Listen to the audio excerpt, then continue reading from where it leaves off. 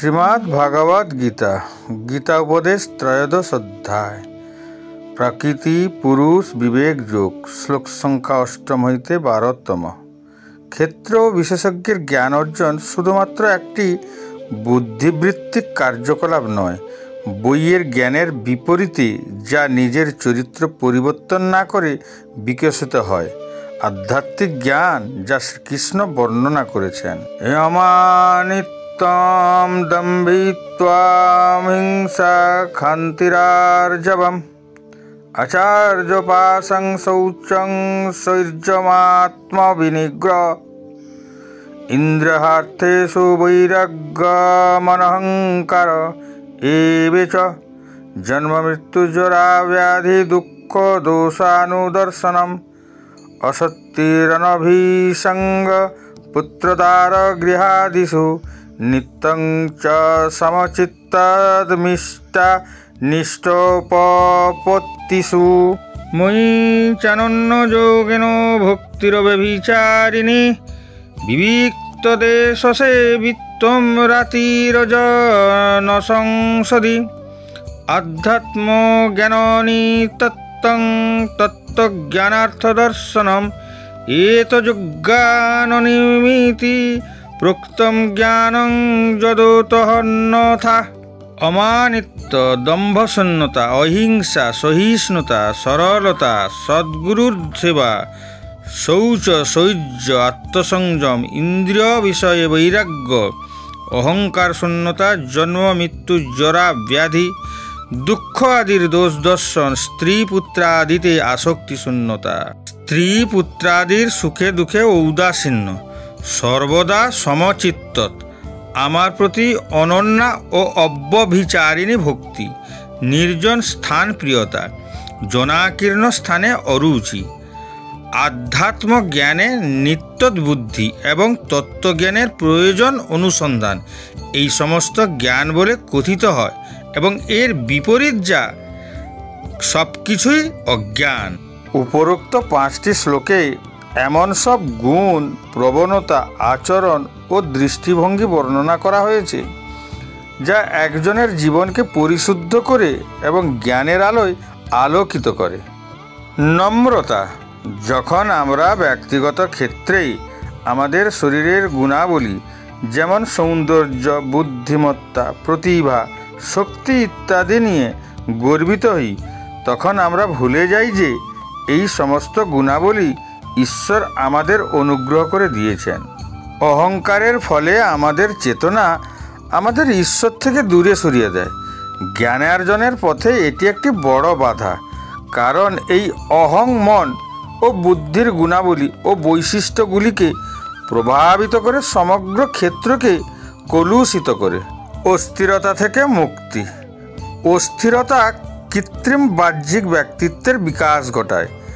মানুষের মধ্যে দোষ আছে, কিন্তু সে বাইরে থেকে মুখোশ পরে থাকে।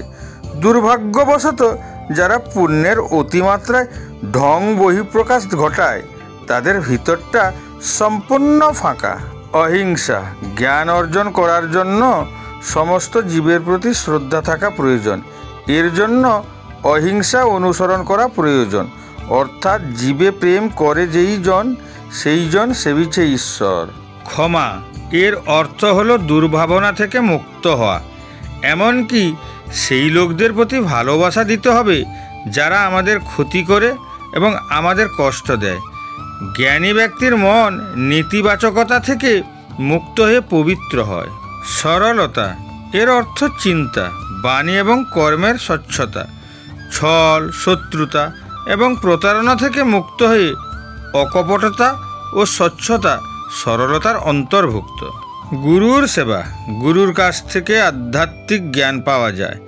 গুরুর কাছ থেকে দিব্যজ্ঞান পেতে হলে শিষ্যের গুরুর প্রতি ভক্তি, নিষ্ঠা ও ভক্তির মনোভাব থাকা প্রয়োজন।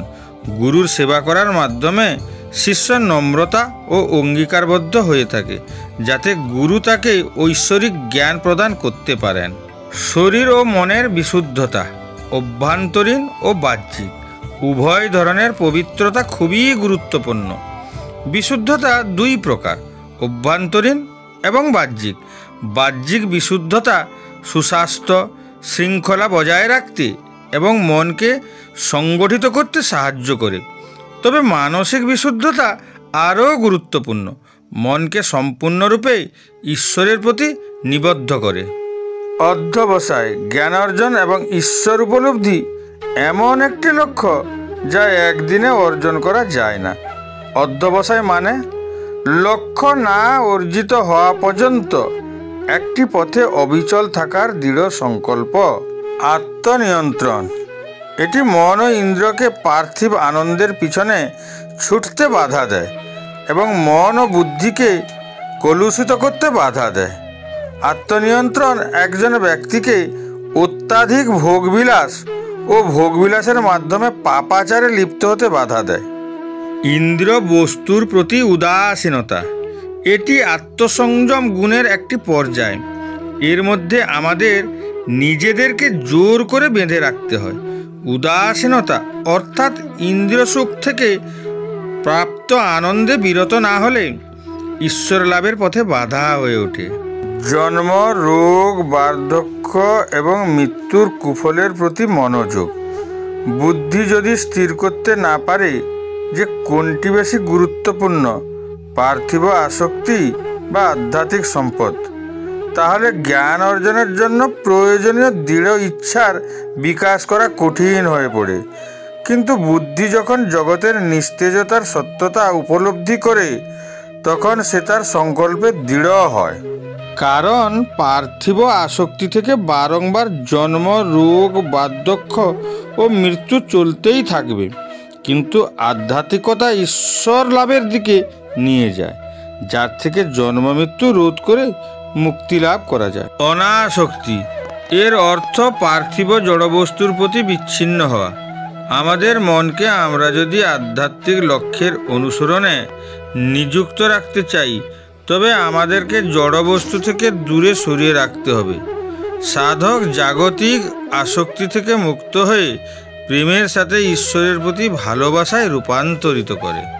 স্বামী স্ত্রী, সন্তান ও গৃহ সম্পত্তি ইত্যাদির প্রতি আসক্তি থেকে মুক্ত থাকা, এগুলি হলো এমন ক্ষেত্র যেখানে মন দ্রুত সংযুক্ত হয়ে যায়। শারীরিক দৃষ্টিকোণ থেকে একজন স্বভাবতই পরিবার এবং বাড়িকে আমার হিসাবে চিহ্নিত করে, তাই এগুলি বারবার মনের মধ্যে মায়ার অনুভূতি তৈরি করে এবং তাদের প্রতি আসক্তি মনকে জাগতিক চেতনার বন্ধনে আবদ্ধ করে। আধ্যাত্মিক জ্ঞানে উৎসর্গ, তাত্ত্বিকভাবে কিছু জানা যথেষ্ট নয়। রাগ কতটা খারাপ তা কেউ জানে না, তবে সে বারবার নিজের মধ্যে প্রবেশ করার চেষ্টা করে। আমাদের অবশ্যই আধ্যাত্মিক জ্ঞানকে আমাদের জীবনে বাস্তবে প্রয়োগ করতে শিখতে হবে। অপরিবর্তনীয় সত্যগুলি একবার শুনলে মনে প্রভাব পড়ে না, সেই সত্যগুলো শোনার পর আমাদের সত্যের কথাগুলি বারবার ভাবা উচিত। অপরিবর্তনীয় সত্যের উপর বারবার অনুধাবনে আধ্যাত্মিক জ্ঞানকে শক্তিশালী করে, যা শ্রীকৃষ্ণ এখানে আলোচনা করেছেন। চূড়ান্ত সত্যের জন্য প্রাথমিক অনুসন্ধান। প্রাণীরাও খাওয়া, ঘুম, যৌন মিলন এবং আত্মরক্ষামূলক কার্যকলাপে জড়িত।